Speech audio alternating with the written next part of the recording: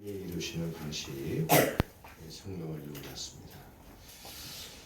살아계신 창조주 하나님 아버지는 이 세상에 하나님이 만드신 이 지구촌에 이 우주에 하나님의 뜻을 이루기 위해서 지금 일을 하고 계시죠. 일을. 하나님이 일하시는 방식이 너무 크고 광대하기 때문에 우리는 그걸 잘 모를 때가 많아요. 근데 하나님은 반드시 일을 하고 계셔요. 그래서 아프리카에서도 일을 하시고 저 유럽에서도 일을 하시고 우크라이나에서도 일을 하시고 저 김정은이가 있는 북한에 있는 곳에도 주님 지금 일을 하고 계십니다. 그래서 우리 하나님의 자녀들은 하나님이 일을 어떻게 하시느냐 하는 사실을 아는 것이 굉장히 중요합니다. 성경이 구약 39권, 신약 27권 언약이 맺어진 이 구약 신약 이 말씀 속에 하나님이 어떤 분이고 어떻게 일을 하시는지를 잘 설명해 주셔서 오늘 우리가 하나님 아버지를 늘 의식하면서 살아가도록 이끌고 계셔요. 하나님이 일을 하실 때 막을 자가 없습니다. 방해할 자가 없고요. 변경할 자도 없어요. 한번 하나님이 계획하면 그대로 다 이루십니다. 아무리 사탄이가 교활해도 장난질을 하는데 장난해도 소용이 없어요. 하나님은 반드시 일을 이루십니다. 십자가에서 구원의 역사를 이루실 때 십자가에 그 처참하게 당한 그 예수님, 그 사건이 어떻게 우리에게 구원을 이룰 수 있을까? 그런데 사도 바울이 하나님이 일하시는 지혜와 비밀은 인간이 측량할 수가 없다. 그러면서 십자가에 예수님만이 이 세상의 모든 죄인들을 지옥 불못에서 건질 수 있는 유일한 구원의 길이다 하는 사실을 하나님이 일하시는 그 뜻을 성경에 기록했습니다. 하나님은 성경을 통해서 일을 하실 때요, 때로는 무지막지한 기적을 통해서 일을 하셔요. 길이 없는데 길을 만들어요. 바다가 있는데 바다를 갈라서 일을 행하십니다. 죽었는데 살려요. 나인성 과부의 아들이 죽어가지고 시체가 썩을 냄새가 나는데 그 발걸음을 멈추고 예수님이 살려내셔요. 이게 하나님이 하시는 일이에요. 그 다음에 하나님은 기도 응답을 통해서 일을 하십니다. 안나가 84년 동안 혼자 과부가 돼가지고 아무도 알지 못하고 아침이면 성전에 가서 기도합니다. 누구도 알아주는 사람이 없어요. 그런데 그 기도를 하나님이 응답하시고 아기 예수님을 만나게 하셨어요. 엘리야가 기도할 때 구름을 모으셔서 하나님이 응답해 주셔서 일을 하셨습니다. 그 다음에 하나님은 말씀을 통해서 일을 하셔요. 말씀을. 귀신을 내쫓을 때 말씀을 선포해서 귀신을 내쫓고 말씀을 통해서 만나를 내리시고 말씀을 통해서 하나님이 일을 하십니다. 자, 그러면 기적을 통해서 기도응답을 통해서 말씀의 선포를 통해서 이렇게 일을 하시는데 우리는 주로 이런 방식으로 일하시는 하나님만 바라봐요. 하나님 기도응답 꼭 해주세요. 이 문제 꼭 해결해 주세요. 하나님 기적을 왕창 베풀어 주세요. 그래서 저들 말이죠. 저렇게 불량한 저들을 좀 해결해 주십시오. 하나님 말씀을 통해 좀 해결해 주십시오. 신속하게. 저는 성질이 급하거든요. 좀 이 지랄 맞은 성격에 좀 불쌍히 여기셔서 말씀을 통해 해결해 주십시오. 이렇게 우리는 생각할 때가 많아요. 그런데 하나님은 문제도 그렇게 해결해 주시기도 하시지만 아주 세밀한 방식으로 하나님이 일을 하신다 하는 내용을 오늘 성경에 말씀하고 계십니다. 그래서 우리는 하나님께서 일하시는 과정을 하나님의 자녀들이기 때문에 잘 이해를 하고 있어야 돼요. 오늘 창세기 26장에 보면요, 야곱의 아들 큰아들 에서가 40세에 결혼을 했어요. 근데 이 집은 이상하게 40이 되니까 결혼을 해요. 응? 아버지도 에서도 결혼을 이 40에 했고 큰아들도 에서도 40에 결혼했어요. 그런데 며느리가 둘이 들어왔는데 햇사람입니다. 같은 종족이에요. 아브라함이 햇사람 출신 아닙니까? 같은 아람 사람인데 딸들이 들어왔는데 이 보통 여자가 들어온 게 아니에요. 딸들이. 그래가지고 이제 결국 결혼한 얘기가 26장에 34절 35절에 나오는데 이 딸 그 며느리가 누구냐면 유립과 바스맛이라는 이 여자가 둘이 들어왔어요. 들어왔는데 이삭과 리브가의 마음에 근심이 되었더라 이러면서 26장이 딱 맞춰요. 그러고서 27장에 드라마가 또 시작이 됩니다. 드라마 시작되는데 이삭이가 이제 나이가 들으셔가지고 눈이 어두운데 이제 아들들이 결혼해가지고 장성했으니 축복 기도를 해줘야 되거든요. 그래가지고 축복 기도를 해주려고 그러는데 아들 예서가 이제 왔다 갔다 하잖아요. 장남이니까. 그래가지고 이 장남한테 아들아 나 맛있는 별미 아빠 별미 좋아하는 거 알지? 그 별미 좀 실컷 너 만들어 봐라. 너 화살 잘 쏘잖아. 그러면 내가 너 크게 축복해주고 싶다. 그리고 내가 내 생의 마지막을 정리해야 되겠다. 이렇게 생각을 하고 얘기를 한 내용이 쭉 나오는 거예요. 아까 읽었던 말씀이. 그런데 아내 리브가가 그 얘기를 듣더니만 예서가 축복 기도를 받아서는 안 되겠다는 거예요. 안주인 얘기는. 그래가지고 둘째 아들 야곱이를 불러다가 이제 작업을 하는 거죠. 너 아버지가 이런 얘기 했는데 예서 대신 네가 축복 기도 받아야 된다. 그래가지고 별미는 내가 만들어 줄 테니까 네 형 털이 많은데 네 형 옷을 입고 그리고 가서 아버지에게 축복 기도 받아라. 그러니까 아들 야곱이가 아버지를 속였다가 저주받으면 어떻게 합니까? 그랬더니 이 리브가가 담대합니다. 뭐라고 그러냐면 13절에 내 아들아 너의 저주는 내게로 돌려라. 내 말만 따르고 얼른 가서 오너라. 응? 그렇게 아주 강력하게 어머니가 요청하는 거예요. 리브가가 보통 여자가 아닙니다. 이분이. 그래가지고 결국 엄마의 그 말을 듣고 둘째 아들이 그렇게 작업을 해가지고 이제 만들어가지고 아버지한테 가요. 아버지가 시간상으로 좀 빠른데 왔어요. 그래가지고 아버지가 옷 만져보고 냄새도 맡아보니까 뒤 아들, 큰아들 냄새가 나고 이러니까 그 아들에게 축복 기도를 해줍니다. 오늘 읽은 말씀이 그 내용이에요. 그래가지고 이 큰아들한테 축복 기도해 주는데 이 예서를 이제 예서인 줄 알고 축복 기도를 해주죠. 그래가지고 여기 27절에 보면은 내 아들의 향취는 여호와의 복주심의 밭의 향취로다. 하나님은 하늘의 이슬과 땅의 기름인 집이며 풍성한 곡식과 포도주를 내게 주시기를 원하노라. 만민이 너를 섬기고 열국이 내게 굴복하리니 내 형제들의 주가 되고 내 어머니 아들들이 내게 굴복하며 너를 저주하는 자는 저주를 받고 너를 축복하는 자는 복받기를 원하노라. 그러면서 예서인 줄 알고 이 야곱이를 마음껏 축복을 해줬어요. 자, 이제 예서가 들어옵니다. 짐승을 잡아가지고 별미를 해주려고 들어왔는데 이미 일이 다 끝났어요. 그래가지고 예서가 이 사실을 알고 이삭에게 아버지한테 고발을 하죠. 아버지, 이렇게 내 동생이 야곱이가 속여가지고 이렇게 일이 벌어졌으니 이거 어떻게 된 겁니까? 그래서 막 얘기를 합니다. 그 얘기를 아버지 이삭이 들었을 때 오늘 창세기 27장 33절에 뭐라고 되어 있냐면요. 이삭이 33절 같이 읽어볼까요? 시작. 이삭이 심히 크게 떨며 이르되 그러면 사냥한 고기를 내게 가져온 자가 누구냐? 내가 오기 전에 내가 다 먹고 그를 위하여 축복하였은즉 그가 반드시 복을 받을 것이니라 그랬어요. 이 이삭이 식욕이 좋은가? 사실은 이게 누가 만들어준 음식이에요? 자기 아내 리브가가 만들어준 음식이에요. 이거 얼마나 맛있게 만들었겠어요. 그런데 중요한 거는 이 이삭이가 심히 크게 떨었어요. 에서의 말을 듣고.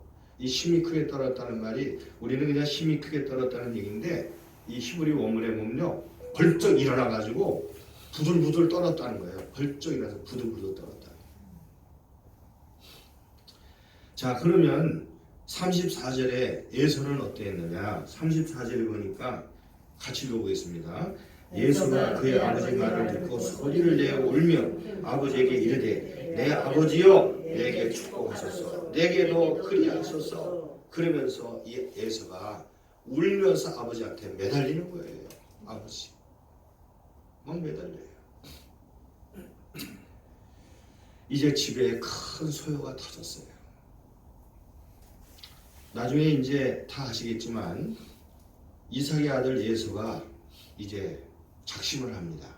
내 이놈을 죽여버리겠다. 동생 야곱을 내가 가만 안 둔다.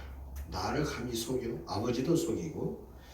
그리고는 이제 다짐을 하고 준비하고 되는데 그 일이 진행돼가고 있을 때 집안이 얼마나 경색됐겠습니까? 두 형제가 서로 그러면서 으르렁거리면서 아침 저녁을 맞이할 때 이 부모의 심정을 어떠하며 어머니 리브가는 얼마나 조마조마하겠어요. 그래서 이제 결국 그러고 있는데 이제 이 에서의 이 마음을 안 이 엄마 리브가는 결국 이삭과 상의를 합니다. 그래가지고 쟤들 있다가 안 되겠다. 그래가지고 리브가를 야곱을 리브가의 외삼촌 집으로 그를 이제 분리시켜 보내는 거예요. 보내가지고 집으로 보내가지고 결국 야곱은 그곳에서 20년 이상을 사는 그런 일들이 벌어지게 됩니다. 자, 그러면 보세요. 오늘 여기서 이제 중요한 질문이 생겨요. 왜 어머니 리브가는 이렇게 불편한 감정을 분리를 일으키면서 야곱에게 장자의 축복권을 얻게 했고 리브가는 남편도 속이고 큰아들과의 관계도 이렇게 서먹서먹해지면서 이런 일들을 왜 해야만 했던가? 요 사실을 오늘 우리가 하나님 아버지를 바라보면서 좀 생각을 좀 고민을 해봐야 돼요.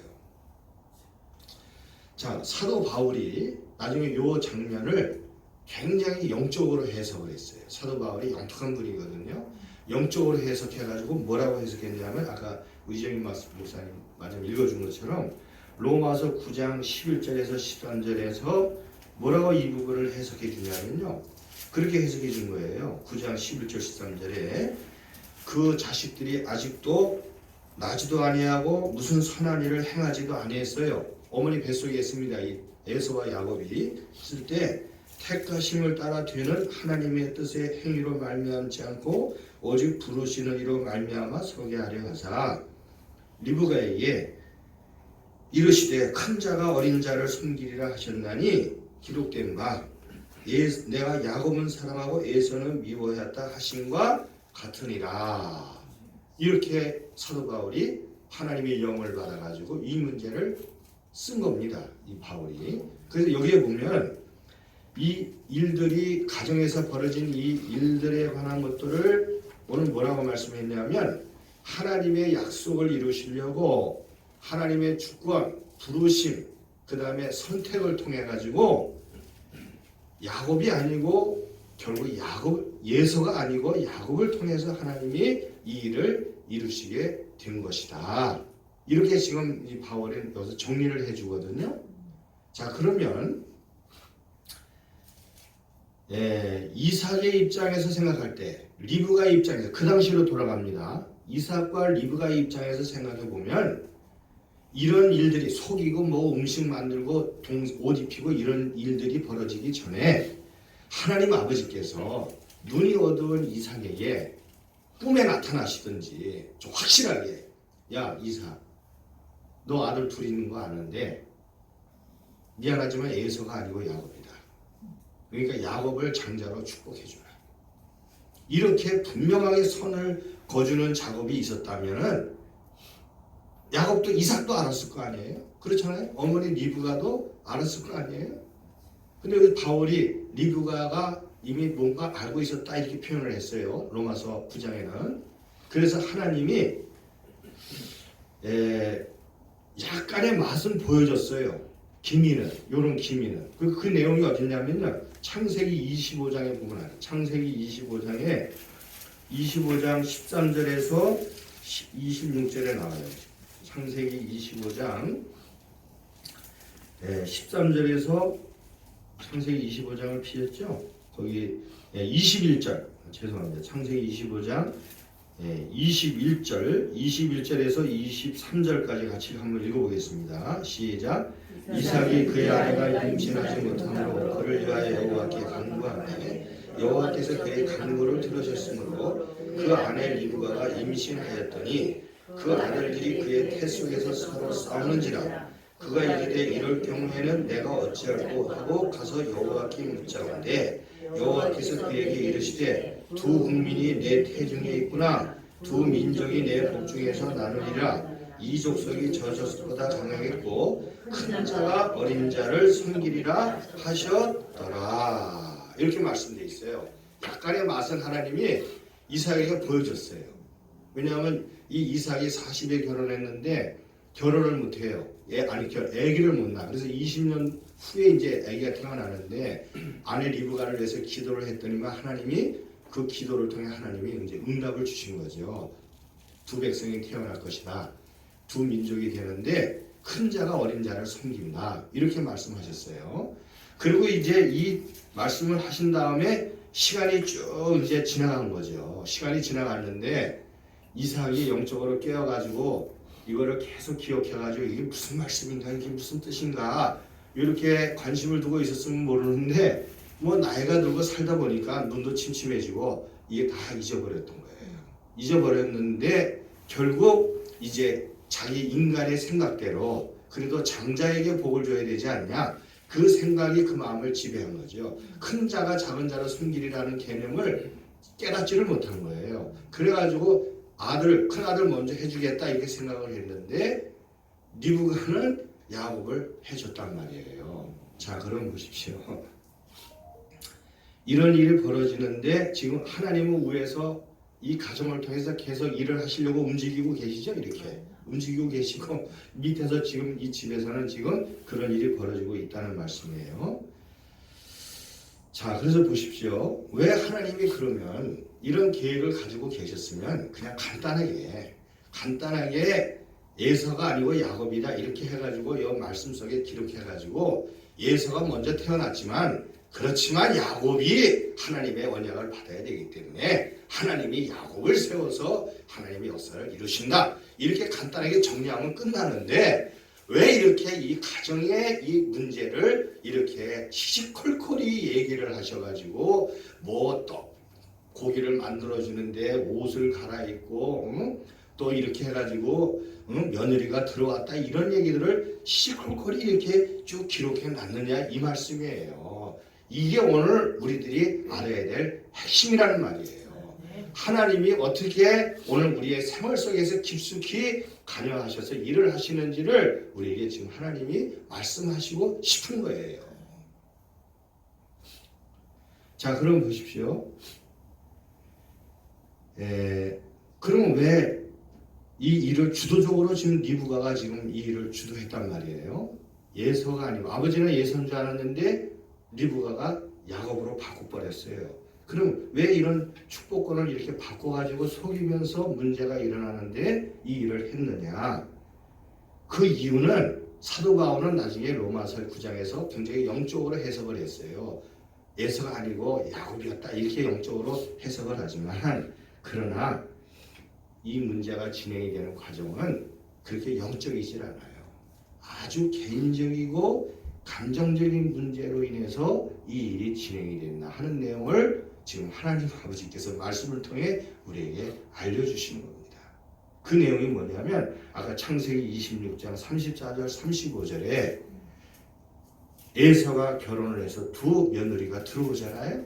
들어오는데 시어머니가 며느리를 바라볼 때 이삭도 며느리를 바라볼 때 마음에 근심이 몰려와요. 보통 것들이 들어온 게 아니에요. 시체 말만 들어와서 벌써 대화하는 내용, 이 하는 방식 이런 내용들을 보니까 이게 보통 사람들이 아니에요. 그래가지고 근심이 시작이 됩니다. 밀려와요. 특별히 이 어머니, 시어머니의 이 며느리를 바라보는 어머니 리브가의 마음속에 이게 막 차고 밀려 들어오는 거예요. 그래도 아버지는 남자니까 나가서 일을 하고 들어오니까 뭐 그 세상한 것까지 뭐 그거 챙기겠습니까? 그렇잖아요. 그리고 또 며느리들 그럴 거 아니에요. 아유 아버님 오셔요. 뭐 이러면서 뭐 겉으로는 얼마든지 또 이렇게 쇼를 할 수 있잖아요. 그런데 어머니하고는 정면으로 부딪히기 시작하는 거예요. 시어머니하고 며느리하고 감정적으로 팍 부딪히니까 이 괴로운 거예요. 그래가지고 창세기 27장 46절에 보면은 이 뭐라고 표현했는지 하면 리브가가 뭐라고 얘기했냐면요. 이삭에게 이르되 내가 햇사람의 딸들로 말미암아 내 삶이 싫어졌어요. 남편에게 고백하는 거야. 내가 인생에 살 재미가 없어. 쟤들 때문에. 내가 하루하루가 아주 고통이야. 내 인생이 싫어졌어. 그렇게 표현을 하면서 저 아들 야곱마저 저런 딸들과 결혼할까봐 내가 근심이 되니까 분리시키자. 이렇게 얘기하면서 내 삶에 내게 무슨 재미가 있겠습니까? 그러는 거예요. 결국은 리브가는 며느리들하고의 그 감정의 부딪힘, 이 고통의 문제, 여기가 결국은 발달이 되면서 큰 아들 에서가 아주 미운 털이 박힌 거예요.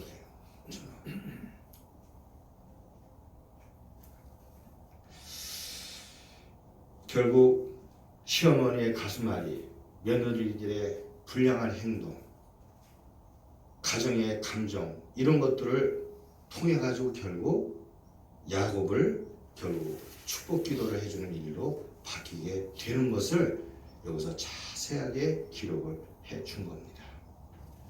그래서 오늘 우리가 이 땅에 살아갈 때 단순히 며느리들하고 시어머니와의 단순한 감정 싸움이고 이렇게 보이지만 굉장히 개인적인 거 아닙니까? 그렇지만 이것이 하나님 아버지께서 움직이시는 하나님의 어떤 계획을 움직일 때 이것이 사용되고 있다는 내용을 오늘 우리에게 보여주고 계시는 거예요.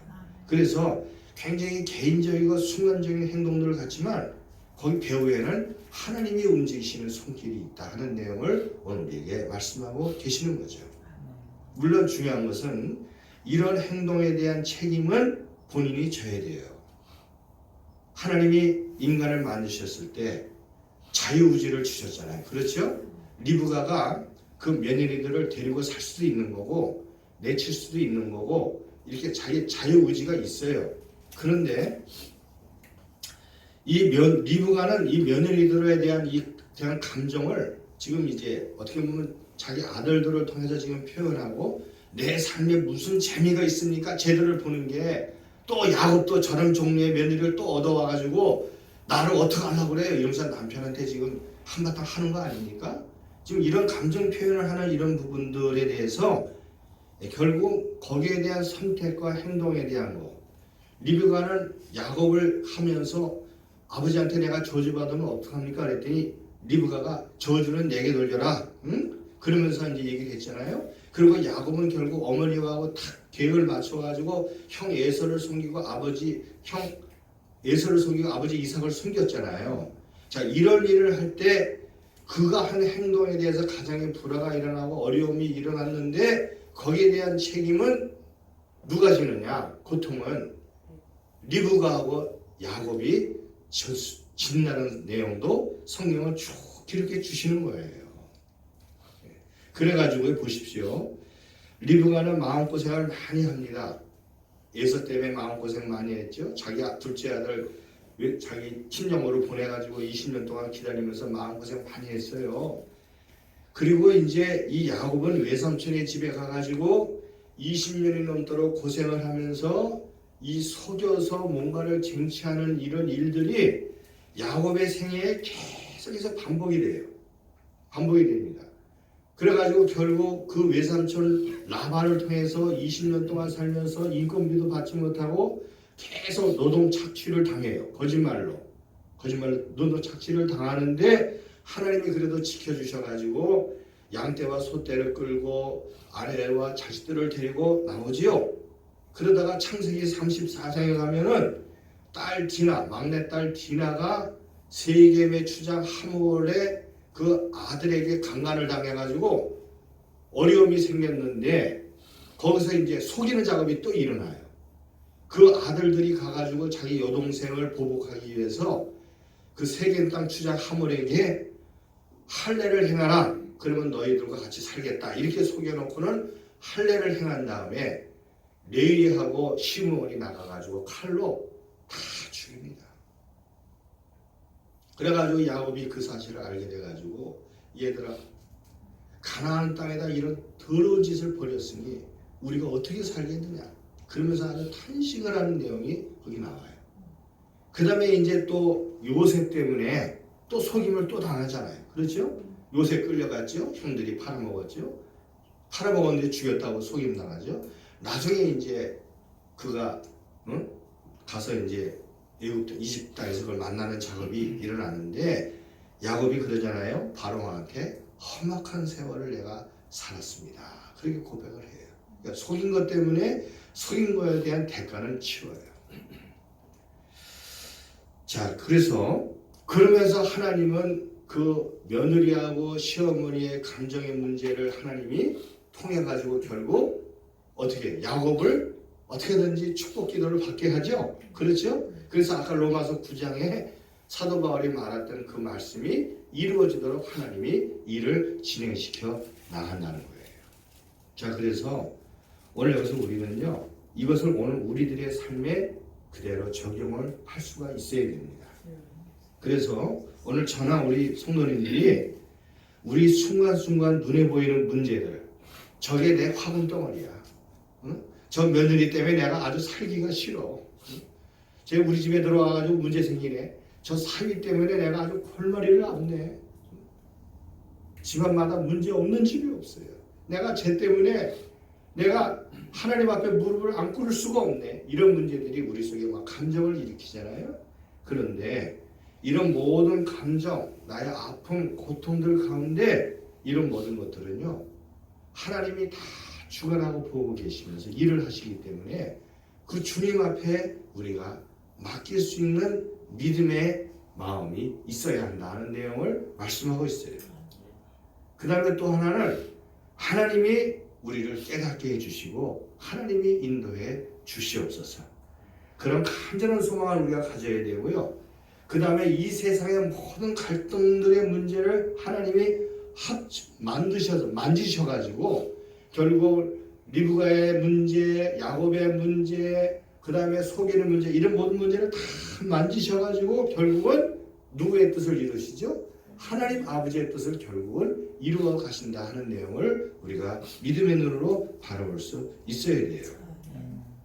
뿐만 아니라 오늘 우리들이 어떤 선택을 하느냐, 이 선택에 대한 책임은 내가 이 땅에서 질 수밖에 없다. 하나님의 환경을 통해서 그렇게 하신다는 내용을 우리 성도님들이 기억하셔야 됩니다.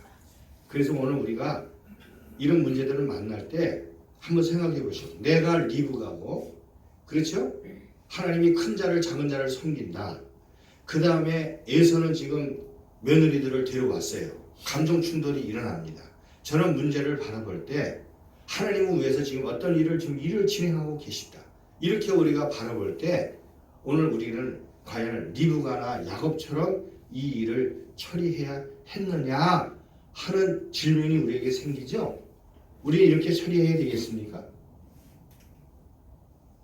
김성환 전도사님, 이렇게 일을 처리하는 게 맞는 거예요?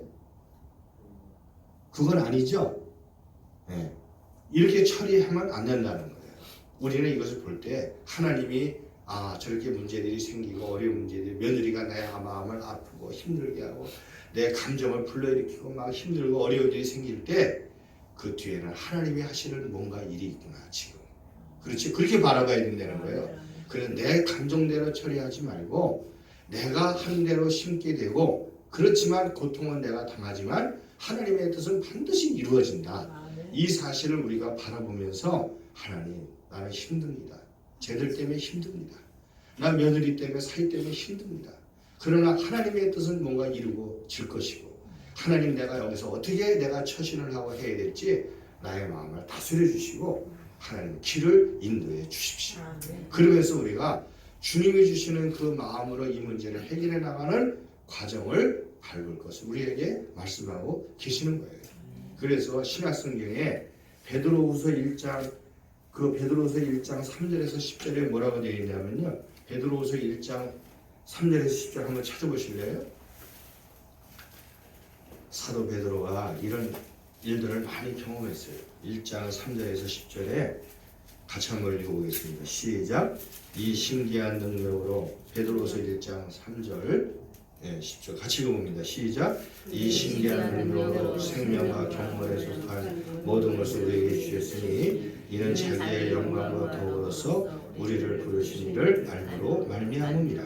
이로써 그 보배롭고 지극히 큰 약속을 우리에게 주사 이 약속으로 말미암아 너희가 정욕 때문에 세상에 썩어질 것을 피하여 신성한 성품에 참여하는 자가 되게 하려 하셨느니라. 그러므로 너희가 더욱 힘써 너희 믿음의 덕의 지식을, 지식의 절제를, 절제의 인내를, 인내의 경건을, 경건의 형제 우애를, 형제 우애의 사랑을 더하라. 이런 것이 너희에게 있어 흡족한즉 너희로 우리 주 예수 그리스도를 알기에 게으르지 않고 열매 없는 자가 되지 않게 하려니와 이런 것이 없는 자는 맹인이라 멀리 보지 못하고 그의 옛죄가 깨끗하게 된 것을 잊었느니라. 아멘. 그러면서 10절에 보면 형제들아 더욱 힘써 너희 부르심과 택하심을 굳게 하라. 너희가 이것을 행한즉 언제든지 실족하지 아니하리라. 말씀했어요. 오늘 우리가 실족한다고 하나님 뜻이 변경됩니까? 변경 안 돼요. 하나님 그냥 일을 하십니다. 어떻게든 변경 안 돼요. 그렇죠? 그래서 우리는 실족하는 일이 없도록 항상 오늘 우리의 감정과 우리 자세를 항상 하나님 앞에 묻고 그 환경을 이길 수 있는 신앙의 자세를 주님 앞에 찾아야 합니다. 아멘. 예수님이 십자가에 달리실 때 그 예수님을 바라보는 정치적인 사람들, 사회적인 사람들, 종교인들, 그 다음에 제자애들은요 공통점이 있어요. 다 뭘 움직이냐면 감정으로 전부 처리해버리는 거예요. 감정으로. 저 사람 내 마음에 안 들어. 저 사람은 저렇게 고생하다가 뭐 선생이라 선지자다 그랬더니 십자가에 못 박혀. 제자들도 그렇죠. 떠나다녔더니 별 볼일 없네. 결국 십자가에 처참하게 죽어가네. 그러면서 사람들이 다 감정을 가지고 예수님을 바라보고 뭐 제자 가운데 혼리부를 뒤집어 씌우고 도망가는 사람이 없나, 저주하는 사람이 없나, 종교인들은 저놈 때문에 안 된다 이렇게 예수님을 바라보면서 다 했어요. 그러나 예수 하나님은 그 속에서 인간의 모든 것들을 다 드러내시고 십자가 못 박이신 예수님을 통해 구원을 완성하시는 거예요. 구원을. 그것이 바로 하나님이 일을 행하신다는 뜻이에요. 그래서 오늘 우리가 우리 주변에 가정에 나라에서 일어나는 일들이 어렵죠. 지금 요즘 TV 틀어놓으면요 정말 감정이 막 올라와요. 어떻게 일을 저렇게 처리하고 학생들 나가가지고 촛불 시위한다고 그러죠. 이태원 참사가 났는데 그거를 정치적으로 해결한다고 막 하죠. 세월호 때 그 사건 또 일어나가지고 혼란스럽게 하죠. 막 어려워요 지금 상황이. 이런 일이 벌어질 때 우리는 너무 힘들고 감정이 막 앞서고 그러죠. 그런데 배후에 이미 결정하시고 일을 하시는 하나님이 일을 진행하고 계시고 이 일을 통해 하나님이 반드시 일을 행하실 것이다. 아멘. 그러면 그 하나님 앞에 내 감정을 내세우고 할 것이 아니라 하나님이 오늘 이 일을 통해 이루실 것을 내가 발견하도록 도와주십시오. 영적으로 깨닫도록 함께 해주십시오. 그리고 하나님 불의가 승리하는 것이 아니라 하나님의 공의와 뜻이 이루어지도록 하나님 도와주시옵소서. 그러면서 우리는 주님을 간절히 찾으면서 때로는 기다리고 때로는 절제하고 때로는 믿음을 갖고 형제의 우애를 사랑하고 그런 마음을 가지고 나가는 그런 신중한 자세가 오늘 우리에게 있어야 한다는 말씀이죠. 이제 말씀을 맺습니다. 금년도 이제 얼마 남지 않았죠. 결실을 막 익어가서 열매가 맺혀지죠. 오늘 이럴 때 오늘 우리는 우리 자신의 한 일을 스스로 평가할 때가 있어요. 그렇죠. 나는 금년 이제 얼마 안 남았는데 스스로 자신을 평가해요. 그 다음에 남들은 나를 어떻게 평가할까? 우리 자녀들은 나를 어떻게 바라볼까? 주변 사람들은 나를 어떻게 평가할까? 이런 걸 바라볼 때 아 내가 별로 할 일이 없네. 뭐 감정만 드러냈네. 뭐 했네. 뭐 이런 거 가지고 우리가 너무 우리를 스스로를 막 정죄하고 책망하고 실수했다 이렇게 바라볼 것이 아니고 배후에 하나님이 다 움직이고 계시고 있다. 하나님 나는 부족합니다. 그러나 하나님의 선한 뜻이 이루어지기를 간절히 원합니다. 그리고 하나님이 행하시는 일들을 내가 발견하도록 도와주시고 내가 감정대로 움직이지 말고 하나님이 기뻐하는 일대로 내가 선택해서 나갈 수 있도록 나를 이끌어 주시옵소서. 이런 고백을 가지고 우리가 금년 한 해를 잘 마무리하는 하나님의 사람들이 되시기를 예수님의 이름으로 축복합니다. 이제